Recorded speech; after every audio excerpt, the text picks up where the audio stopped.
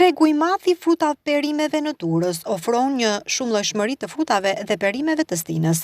Çmimet këtë vit dukshëm janë më të larta krahasuar me vitin 2024.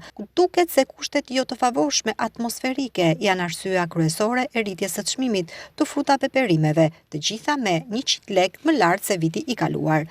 Rritja e çmimit ka sjellë rënien e fuqisë blerëse, gjë që është shqetësuese për tregtarët. Dhe kjo duket në çdo orë të ditës që tregu qëndron i hapur.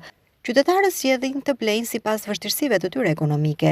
Jashtë kamerave ata shprehin se çmimet këtë vit janë të papërballueshme për ta. Nga ana tjetër, pensionistët e vuajnë më shumë këtë rritje pasi çmimi i tyre ka vlera të ulta. Emigrimi duket se është një tjetër shkaktar që tregu është bosh, thon tregtarët. Eksportet e fruta perimeve nga ana tjetër kanë shënuar rritje në sasi dhe në vlerë gjatë tremujorit të parë të këtij viti krahasuar me të njëjtin periudhë një viti më parë. Gjatë periudhës janar-mars 2025, eksportet e frutave dhe perimeve shqiptare shënuan një rritje me 26% në vlerë dhe 11% në sasi, krahasuar me të njëjtën periudhë të një viti më parë.